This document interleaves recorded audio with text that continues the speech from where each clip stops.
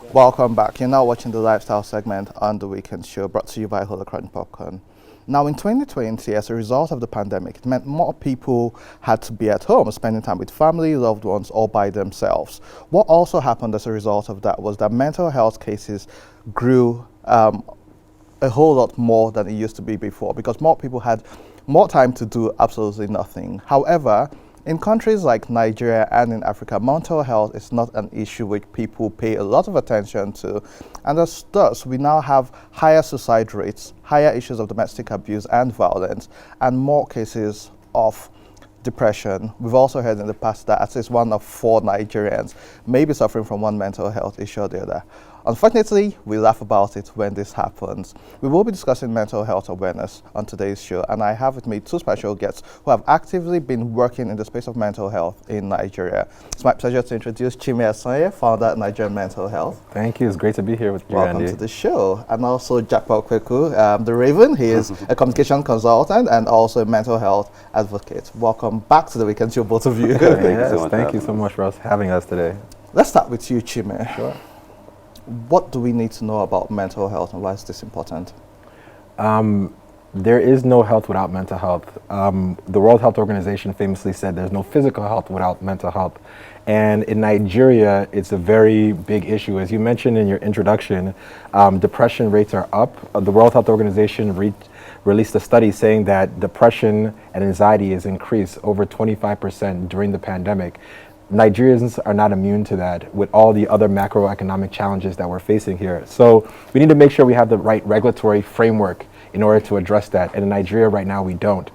We have legislation that is colonial, that dates back to 1916, called the Lunacy Act. It was actually codified as a law in 1958. And so we have today mental health organizations from around the country and globally coming together to do an awareness walk to demonstrate why mental health is important in honor of World Mental Health Day, but also say that we need new legislation so we can intervene in this space in the right way. We have legislation that's right now sitting at the National Assembly called the National Mental Health Bill, and so we have a walk to discuss it later today to really raise awareness and make sure that the National Assembly and the President acts.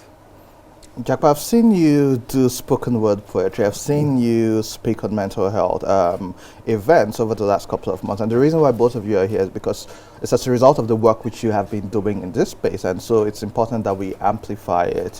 Why mental health for you? Why did you choose to become an advocate for this? And yeah.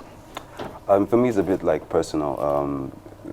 Growing up, I was like really I spent a lot of time to myself, and I kept a lot of my thought to myself. And for me, I realized like a lot of young people struggle with expressing themselves, and like because of the kind of country that we live is like we are kind of like told to like suppress our emotions. So for me, I felt like growing up and seeing how like it was wrong to live that way, I just really want to see what I can do. And you talk about the events, I realized that like expression is the major problem. So part of what we try to do is to create like outlets. Like you said, like spoken word is a very good thing. It's like we also talk about things like journaling, which I think is cool as well.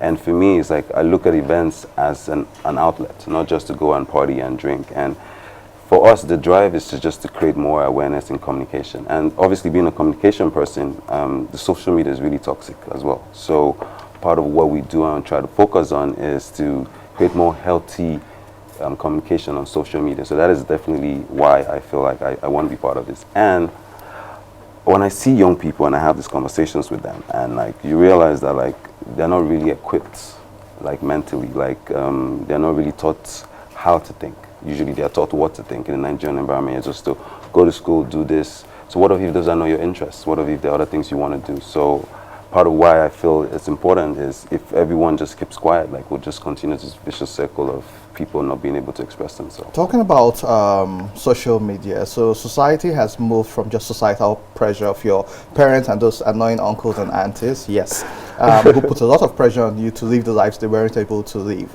Social media, as great as it is now a huge source of mental health issues. Everybody is posting their best days, their best moments, and their best meals, while you are wondering, God, am I a mechanic? How can we bridge the gap between the positive use of social media and younger people being influenced by it, which now leads to mental health issues? Also, one of the first things I feel is important as well is like in a society where like we look up to people a lot, right? I think part of why for me is important is because you want to be able to create healthier communications by telling these young folks that like don't believe everything you see on social media. Coming from someone that works in communication, you realize like a lot of this information, they're designed to make you feel a certain way. They're designed to make you buy stuff. They're designed to create needs and wants that you don't necessarily have, right? But then what we try to do is to tell them that like don't believe everything you see on social media. Like you don't have to buy the fancy cars just yet. You can work for it. So part of what we try to do is to create more healthy content. So part of our some of the things our partners help us with is like things like blogs around like positive communication, teaching them other various activities online as well, and also creating like different activities in terms of partnering with brands as well. Chime, I call you man of the people because you've been involved in things that affect people, from the onset of the SDGs to your work as an advisor to a governor, and now mental health. What does this new legislation contain, and how do Nigerians stand to benefit from it if passed? Well, I appreciate the man of the people. I think my parents would be proud, but I think that I believe myself as a connector and a community builder. And Nigerian mental health is one community I've created because it's important. You ask why people get into mental health. Somebody famously said that people don't really choose mental health. They kind of come to it because of family situations, in my case, personal things that are going on around me. So I started Nigerian Mental Health in 2019, and right now we are a community of stakeholders, organizations, initiatives focused on mental health right now. And we've come together to do this awareness walk, but also we have an open letter. Over 25 organizations that are Nigerian mental health, the leading mental health organizations in the country, including the two professional bodies and the biggest civil society organizations, have come together to really say that we need change and intervention in the space, because we talked about communication, we talk about governments, but we need the framework to help in terms of making interventions in whatever direction we want. So we're really glad that when you build community, it's not just about civil society though, it's about expanding across the line. So at the Awareness Walk, we have partnerships with the National Mental Health Program. We have a collaboration with the World Health Organization. We have IOM is involved. We have CBM Global, which is a really proud disability inclusion organization that's helping support and sponsor. So we're bringing all these individuals together to say that mental health is important. And if people see us, we're going to be at Unity Fountain this morning, going through the Federal Secretariat, going through the High Commission, going to the National Assembly to present our open letter to say that we need change. But mental health is something that affects everyone. So when you're thinking about a community that you want to start, I think that the first place we want to start is making sure we have sound minds and bodies. And so that's why it was important to me to bring people together in this space. And it's a healing process.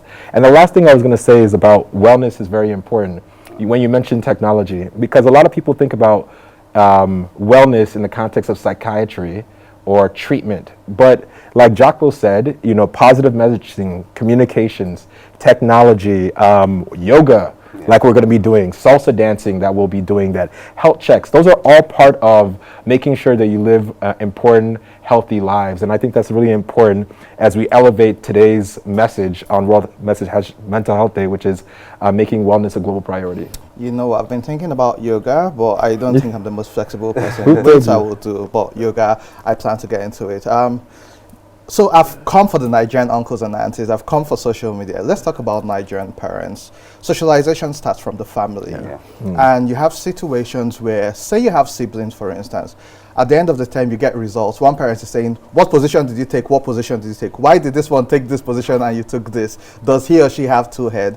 They start putting those little things in your head. Like someone says, comparison is the thief of joy. And so that means you're not making someone sad and feel inferior. And then you grow up, they say, you need to get a job. You get a job, you need to get married. You get married, you need to have a child. You have a child, is it a boy or a girl? Now you need a boy. And it's a continuous cycle from the families. As much as they may say it comes with stuff, you've also seen Nigerian families where they look at you and say, fatty bomb bomb. And so it's ingrained in your head that you are fat, and fat shaming is something Nigerians do a lot. So this is your camera. Speak to Nigerian parents about mental health. I would just say this is like, you just have to allow your kids to express themselves a bit more. Part of one of the things that you find is like, you end up putting them in too many boxes. You're putting them in boxes of like, oh, their gender, boxes of their ethnicity. Just allow them express themselves and learn. Something that always interests me is like, we as adults feel like, okay, we know it all, but we know it all a lot of times because of the mistakes we've made. Sometimes I feel we should allow these kids make these mistakes, guided although, but also just give them a room to learn. Right? I feel like one of the greatest things that the culture shock that happened to me was when I went for my master's in the UK. You realize a certain mindset versus, I was like 23 at the time, and I was interacting with students that were my age, but they were so far gone in terms of what they were able to do for themselves, right? And they were like talking to me, it's like, oh, I can't believe like your parents are this much involved in your life at this stage. I was just like, that's typical from where I'm from, right? So I feel like it's important that like we allow these kids like to learn, and not to, like, don't handhold them too much, right? They need to express themselves, make those mistakes. And also, it's also important to look out for signs, right? We have a lot of kids that have so much suppressed emotions because of some abuse and stuff like that, and it's something that we don't pay attention to. Like, sometimes kids will come to tell you about how uncomfortable they feel with a relative and you ignore them. All this kind of thing causes trigger. I had an issue growing up where like I was afraid to ask because I had an experience where I was told no, and I was told before that if I asked, I would be given. And you don't understand how that affects a kid's psyche, right? Like it took me a long time to realize that like my parents didn't mean any harm by saying no, but I feel like Nigerian parents should learn to communicate more with their kids, engage them. Like, don't always treat them like their kids. You'd be surprised what kids know today, right? So I feel engage them, allow them express themselves, give them opportunity to make mistakes, although you guide them, but I just feel like you need to give them a bit more room to learn. Brilliant. Chime, I'll let you have the final word in 1 minute. Sure. This bill is in front of the National Assembly, and we'll wait for the president to sign, or the next president. What's your charge to the National Assembly and the government? Sure. It's very key. Jokpo gave a personal example of what it means to be impacted by mental health. Suicide rates will increase. One of the things we're doing at the awareness walk today is we'll also be presenting a suicide brief to mainstream ways to prevent suicide into our policy legislation. But my charge to the National Assembly and the President is that we've had decades of a colonial legislation on mental health, and we need to change. Nigeria is the giant of Africa, and we have the 7th largest cases of suicide in Africa. It's time for a change, and globally it's 15th.